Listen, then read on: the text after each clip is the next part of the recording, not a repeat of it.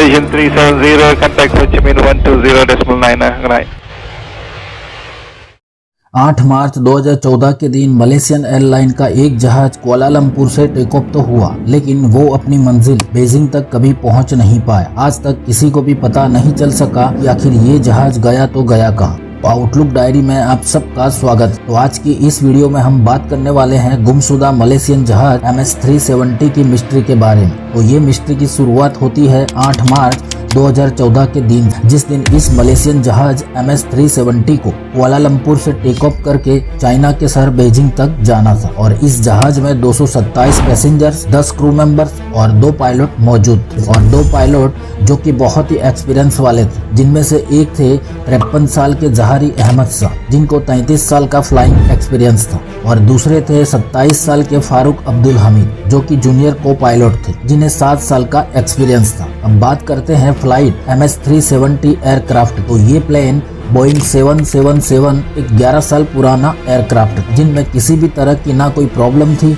और ना ही पास्ट में कोई इलेक्ट्रिकल और मैकेनिकल फॉल्ट का शिकार हुआ। अब यहाँ ये बताने का मकसद ये है कि ये एक आम सी नॉर्मल फ्लाइट जो मलेशिया और चाइना के बीच चलती थी, लेकिन उस दिन इस फ्लाइट के लिए कुछ भी आम और नॉर्मल नहीं था। इस फ्लाइट को कुआलालंपुर से बीजिंग तक 5 घंटे और 34 मिनट फ्लाई करनी थी, और इसके लिए इसमें जरूरत से ज्यादा फ्यूल भरा गया था, जिससे ये फ्लाइट 7 घंटे और 40 मिनट कंटिन्यूसली फ्लाई कर सकती, क्योंकि किसी भी एयरक्राफ्ट में 1.5 घंटे का एक्स्ट्रा फ्यूल किसी भी इमरजेंसी के लिए डाला जाता। तो ये दिन था 8 मार्च 2014 और रात के 12:42 पर इस फ्लाइट ने अपने रूटीन की तरह मलेशिया के कैपिटल कुआलालंपुर से बीजिंग के लिए टेक ऑफ किया। इस वक्त फ्लाइट के फर्स्ट कप्तान जहारी अहमद शाह कुआलालंपुर के एयर ट्रैफिक कंट्रोल से सीधे कांटेक्ट में थे। जैसे ही प्लेन ने टेक ऑफ किया, इस प्लेन ने अपनी डायरेक्शन साउथ चाइना सी की तरफ कर दी। टेक ऑफ के ठीक 20 मिनट के बाद, यानी रात के 1:09 पर इस प्लेन के ट्रांसपोंडर ने अपनी GPS लोकेशन कुआलालंपुर के एयर ट्रैफिक कंट्रोल के रडार को भेज, और ये भी एक नॉर्मल सी बात थी। तो ट्रांसपोंडर का एक ऑटोमेटिक फंक्शन होता जो हर थोड़े वक्त के बाद अपना करंट लोकेशन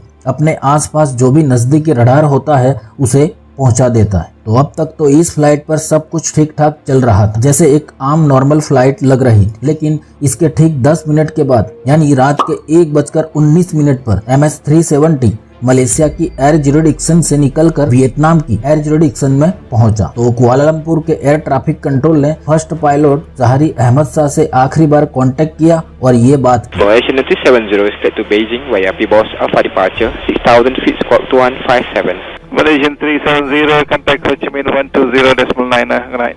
इसका मतलब ये है कि अब फ्लाइट MS-370 वियतनाम के सिटी हो ची मिन्ह के कंट्रोल टावर से कांटेक्ट करना चाहिए। तो फर्स्ट पायलट जहारी अहमद शाह ने इसको सुना और इसका रिप्लाई ये किया, गुड नाइट MS-370। अब यहाँ ना ही कैप्टन जहारी अहमद शाह को मालूम था और ना ही कंट्रोल टावर को पता था कि ये गुड नाइट का मैसेज MS-370 से रिसीव होने वाला आखिरी मैसेज होने वाला है। अब यहाँ तक फ्लाइट को टेक ऑफ किए पूरे 37 मिनट हो चुके थे, लेकिन अब ये वो पल था जो प्लेन पर सब कुछ एबनॉर्मल होने वाला था। जी हाँ, क्योंकि लास्ट मैसेज के ठीक 3 मिनट के बाद, यानी रात के 1:21 पर फ्लाइट MS-370 अचानक रडार से गायब हो गया। यानी कुआलालंपुर और हो ची मिन्ह दोनों के रडार से प्लेन गायब हो चुका था। लेकिन कुआलालंपुर के लिए ये बात बिल्कुल भी नॉर्मल थी, क्योंकि उनको लगा कि अब MS-370 वियतनाम की एयर जुरिडिक्शन में पहुंच चुका है, इसीलिए उनके रडार से गायब हो गया। लेकिन वियतनाम के हो Chi Minh control tower flight MS-370 को अपने रडार से गायब होते हुए देखा, उनको कुछ गड़बड़ लगी, इसीलिए उन्होंने फौरन कैप्टन से बात करने की कोशिश की, लेकिन MS-370 से कोई भी जवाब ना मिला। और फिर अगले 18 मिनट तक हो Chi Minh control tower captain से कांटेक्ट करने की कोशिश करते रहे, लेकिन फिर भी MS-370 से कोई भी रिस्पांस नहीं मिला। फिर फौरन हो ची मिन्ह कंट्रोल टावर ने कुआलालंपुर कंट्रोल टावर से कांटेक्ट किया और पूरी सिचुएशन से आगाह किया। अब यहाँ ऐसी कंडीशन में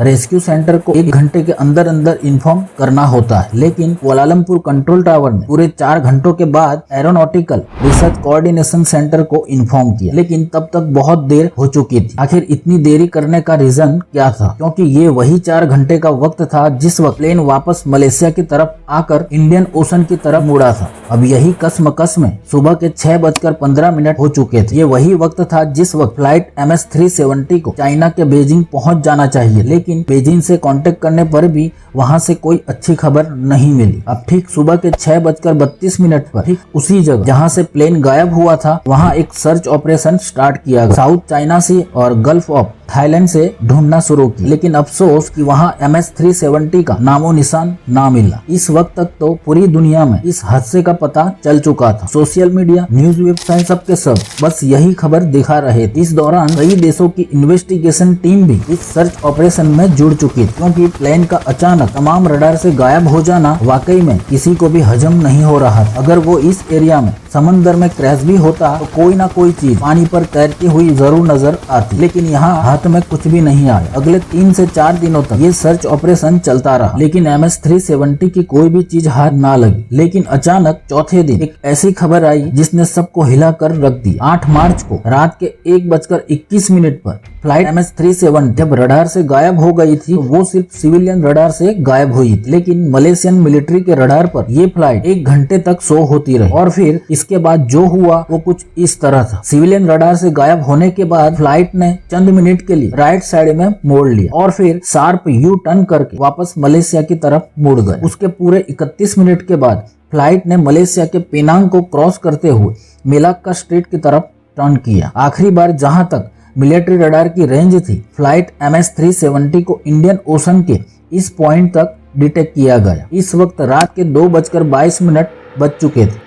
इसके बाद MS-370 ना मिलिट्री रडार पर और ना ही किसी भी सिविलियन रडार पर शो हुआ। पूरी रेस्क्यू टीम और इस सर्च ऑपरेशन से जुड़े हर लोग बस यही कसम में थे कि आखिर प्लेन गया तो गया कहां। लेकिन इससे भी बढ़कर सबको बेचैन कर देने वाली बात तो ये थी कि MS-370 ने बीजिंग के बिल्कुल अपोजिट साइड में शार्प यू टर्न क्यों लिया था। अब जो सर्च टीम साउथ चाइना सी और गल्फ ऑफ थाईलैंड में प्लेन को ढूंढ रही थी, अब वो प्लेन को इंडियन ओशन के इस हिस्से में ढूंढना शुरू हो गई। लेकिन अफसोस कि यहाँ पर भी टीम को नाकामी से हाथ धोना पड़ा। यहाँ पर भी प्लेन का नामो निशान ना मिला। फिर अगले कुछ ही दिनों में एक और चौंका देने वाली बात ये पता चली कि इसने पूरी सिचुएशन को ही चेंज कर दी। अब पता ये चला कि MS-370 मिलिट्री रडार से 2:22 पर गायब हो गया था, लेकिन एक सैटेलाइट ऐसी थी जिससे वो लगातार कांटेक्ट में था। अब यहाँ आपको बताते चले कि ये भी एक नॉर्मल सी बात है। जब भी किसी बोइंग प्लेन ऐसी सिचुएशन में होता है तब वो अपना कम्युनिकेशन सैटेलाइट से करता है। तो यहाँ पर